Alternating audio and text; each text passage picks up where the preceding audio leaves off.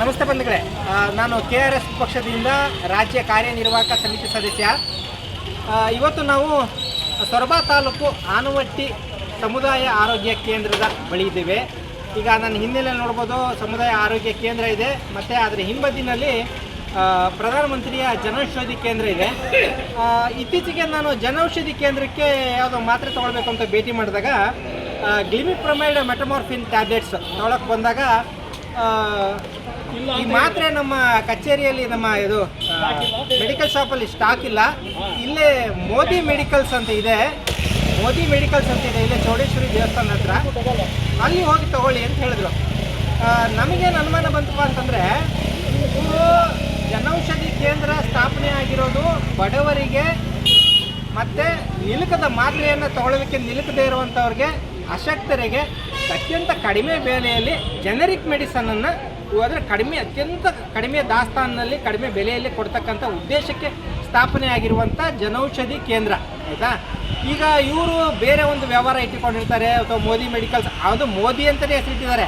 ಈಗ ಅವರು ಇಲ್ಲಿನ ದಾಸ್ತಾನನ್ನು ತೊಗೊಂಡೋಗಿ ಅಲ್ಲಿಟ್ಟು ಮಾರ್ತಾ ಇದ್ದಾರಾ ಅನ್ನುವಂಥ ಅನುಮಾನ ಕೂಡ ಬರ್ತದೆ. ಯಾಕೆಂತಂದರೆ ಅಲ್ಲಿ ಕೂಡ ಅದೇ ಗ್ಲಿಮಿಪ್ರಮೈಡು, ಅದೇ ಟ್ಯಾಬ್ಲೆಟ್ಸ್ಗೆ MRP 104 ರೂಪಾಯಿ ಇದ್ದಿದ್ದನ್ನು ಅವರು 50 ರೂಪಾಯಿ ಕೊಟ್ಟಿದ್ದಾರೆ, ಹೌದಾ.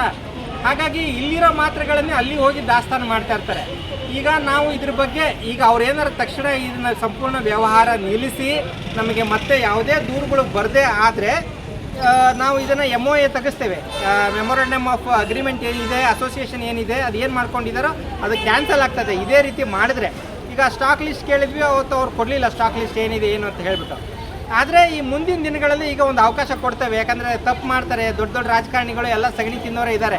ಹಾಗಾಗಿ ಈಗ ಇವರು ಕೂಡ ಅದೇ ಒಂದು, ಈಗ ನಮ್ಮ ಆನವಟ್ಟಿ ಭಾಗದಲ್ಲೂ ಕೂಡ ಸಾಕಷ್ಟು ಹಾಸ್ಪಿಟ್ಲ್ಗಳು ಎಲ್ಲರೂ ಎಲ್ಲ MBBS ಇಲ್ಲ, ಮತ್ತು ಇದು ಆಯುರ್ವೇದಕ್ಕೆ ಮಾಡಿದವರೇ ಆ್ಯಂಟಿಬಯೋಟಿಕ್ಸ್ನ ಅಡ್ಮಿನಿಸ್ಟ್ರ್ ಮಾಡ್ತಾರೆ. ನಾವು ಹೋಗಿ ಅಲ್ಲೇ ಟೆಸ್ಟ್ ಮಾಡಿಸ್ತೇವೆ, ಸಾಕಷ್ಟು ಇದೆ, ಆಯಿತಾ.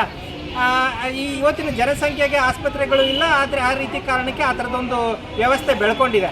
ಆದರೆ ಇಲ್ಲಿ ಸರ್ಕಾರದ ದಾಸ್ತಾನನ್ನೇ ಇವರು ಬೇರೆ ಎಲ್ಲೋ ಮೆಡಿಕಲ್ ಶಾಪ್ಗೆ, ಮೋದಿ ಮೆಡಿಕಲ್ಸ್ ಹೋಗಿ ರೈತರಿಗೆ, ಬಡವರಿಗೆ, ಅನಕ್ಷರಸ್ಥರಿಗೆ ಗೊತ್ತಾಗೋದಿಲ್ಲ, ಅಲ್ಲೇ ಐತಂತಲ್ಲ ಮೋದಿ ಅಂಗಡಿ ಅಲ್ಲೊಂದು ಐತಿ ಅಂತ ಹೋಗ್ತಾರೆ, ಹೌದಾ. ಈ ರೀತಿ ಆಗಬಾರ್ದು.